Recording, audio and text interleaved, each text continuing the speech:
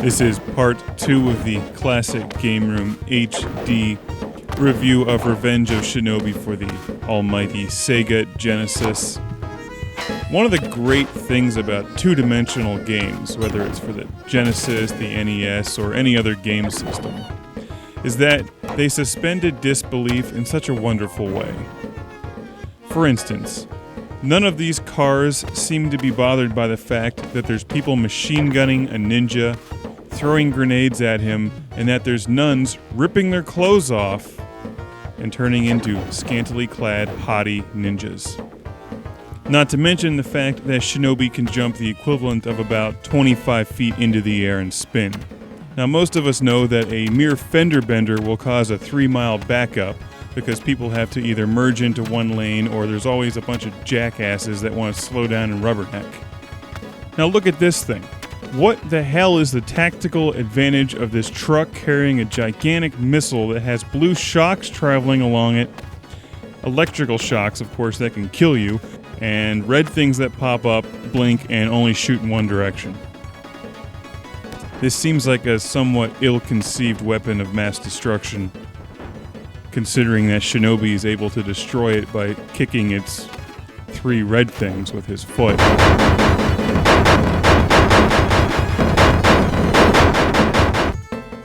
But that's one of the fun things about Revenge of Shinobi. You don't question it, you just play the game because it's so much damn fun. As we progress into the second part of Revenge of Shinobi, I had practiced the first several levels numerous times, got through them without losing a life, and of course I'd forgotten about this, but the further you go without dying, or using continues I should say, your life meter on the top left gets bigger. I forget if that happens automatically or if you pick up things along the way, but it's essential later in the game to have as much life as possible, because it gets much harder.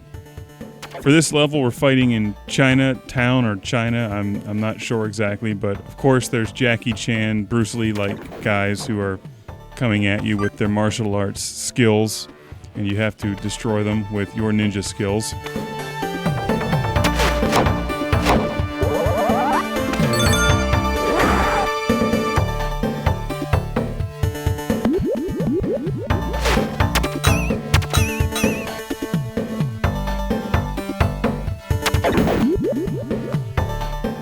I like the ladies in the pink dress that come and do cartwheels towards you. You kill them, but they don't actually explode into flames like everybody else. Even the dogs blow up, but the female ninjas, or whatever they are, they just sit down and say I'm sorry or something. Like you want to just chop their heads off because they were trying to kill you, but, you know, apparently Shinobi's not like that. He's a ninja with a heart.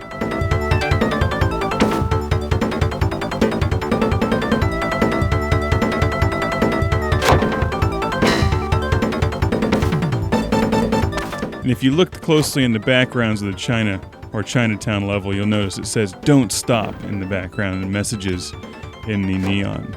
Then we move on to the Amtrak level, as I call it, which is pretty clever. In fact, I like this level. I like the little people in the Amtrak just walking around. You can see them wearing their baseball hats. There's a blonde lady down there, and maybe Shinobi would like to actually take a break from fighting evil ninjas, go into the train and have a refreshment.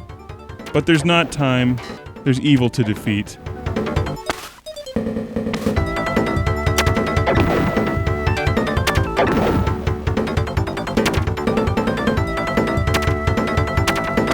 Which brings us to one of the most interesting parts of Revenge of Shinobi, the Spiderman scene.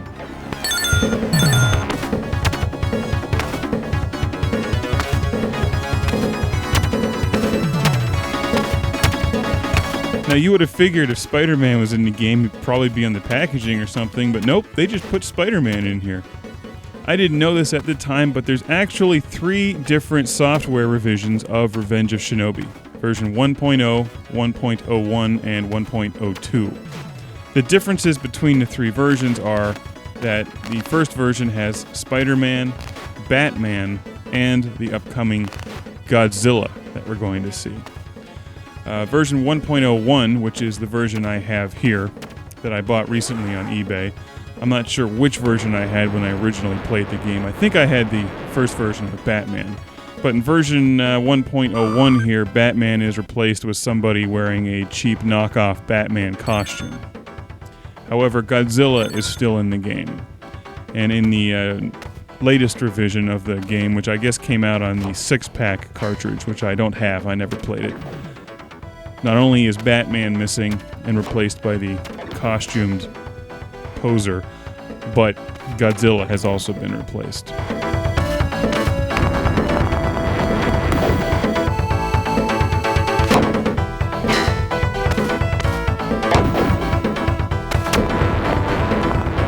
Moving on, Shinobi goes to Newport News, I guess, and there's battleships in the background, and this level is quite impressive for an earlier Sega Genesis game. I think it's very well designed, very well styled. It's hard. This is a very difficult level, and this was pretty much my nemesis for the several times I was playing through Revenge of Shinobi.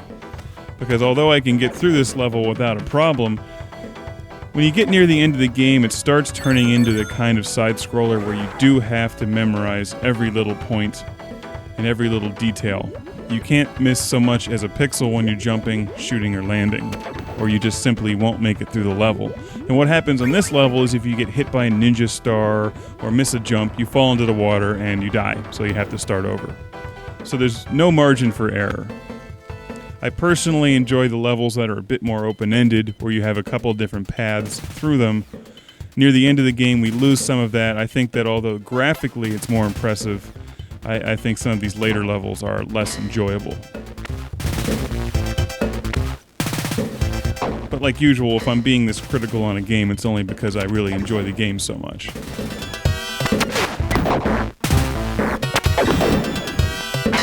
I may have to have a part 3 of this review because I still didn't quite make it all the way through the game. By the time I really mastered the Newport News level, whatever it's called, with the boats, I had lost so many lives in this particular game that I sadly did not get to make it through the rest of the games.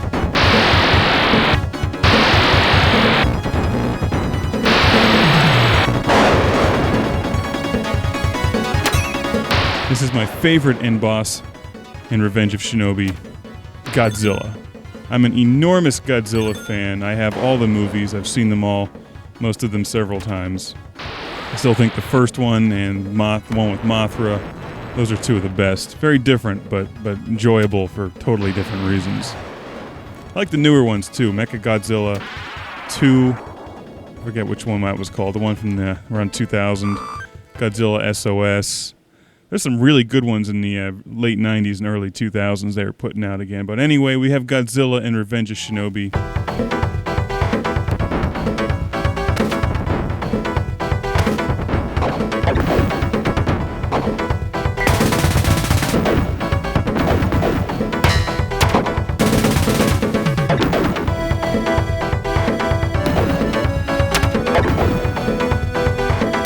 Enough with Godzilla. Here we're getting to the end of the game.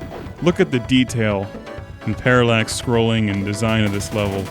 It's incredibly difficult, and it's hard to admire when you're being shot at from every direction.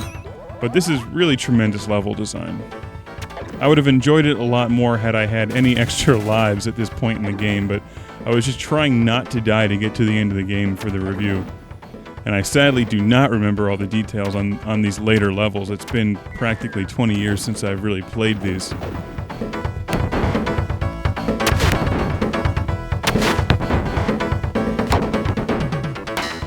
The lighthouses in the background are a very nice touch. The rain, the waves.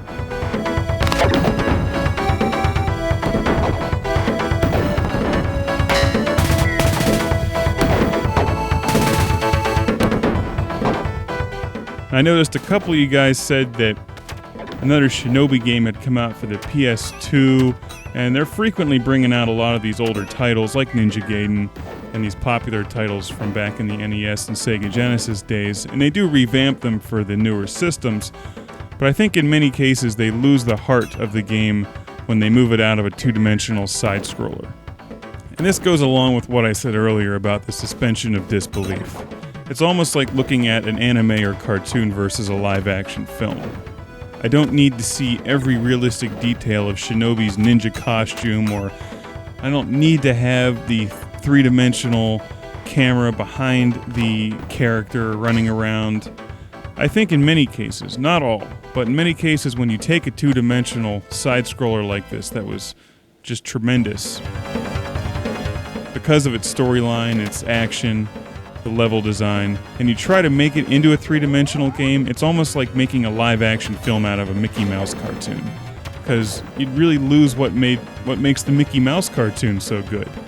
It's hard to put this into words, but I'd like to see remakes of Revenge of Shinobi, Blaster Master, and Strider done in a two-dimensional style, using the power and capabilities of the PlayStation 3 or Xbox 360.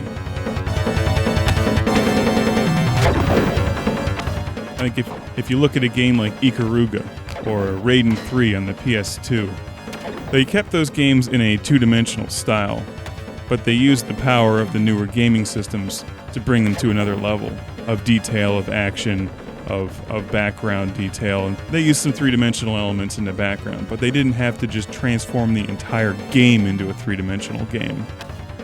And I guess that's all the venting I'll do at this time.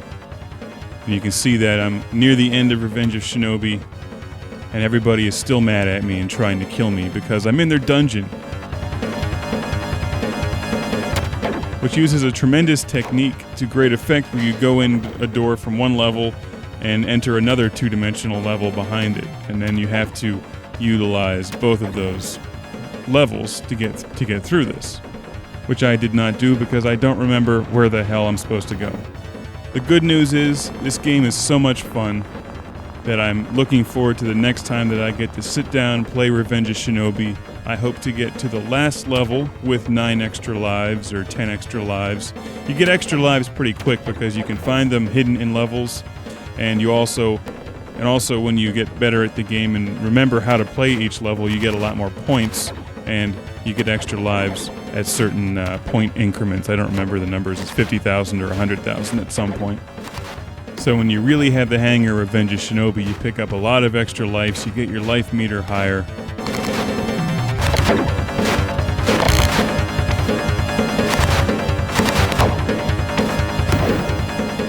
So Classic Game Room HD loves Revenge of Shinobi, and I owe you a conclusion of this game. You start off with 3 continues when you die, but your life meter goes back to the original length, which makes it very challenging because you don't have much life left. Sort of like in Musha, when you get killed and lose all of your power-ups and everything. It makes winning the game from that point much more challenging. I still think this game is one of the best games ever made, and I would expect a part 3 at some point here where I actually remember how to get the entire way through the game without dying, and then I'll win it. We'll get a Classic Game Room HD review of that, along with the endings of Musha and Android Assault, 2 games I'm also very close to finally beating when I can get the time to do that.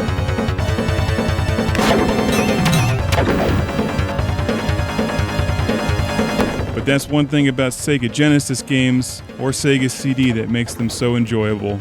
They're well designed using a tremendous two-dimensional environment, great detail, great game design, fantastic music, and they've all kept the true heart of a two-dimensional action game, which is lost in many cases when you go to 3D.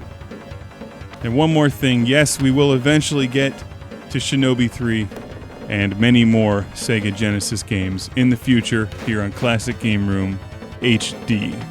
As Shinobi's life meter is about out, his morale is low, and things don't look good for him at this point. To make matters worse, I'm not killed by Spiderman or Godzilla. I'm killed by that same cartwheeling sissy girl ninja that doesn't even explode when you beat her up. What they need to do is hire me to design a new sequel for this game in a two-dimensional environment for one of the new game systems. I mean, I'd keep similar elements. For instance, instead of using Godzilla as a bad guy, I would have Godzilla team up with Shinobi. That way you could kill people with your ninja throwing shuriken or your ninja magic, or you could have Godzilla stomp on them and light them on fire. How many of you watching this show would buy a game where Shinobi teamed up with Godzilla and wreaked havoc. We need to write to Sega and tell them to bring back the Sega Genesis, this time with an HDMI cable and optical audio out. And the launch title will be The Revenge of Shinobizilla.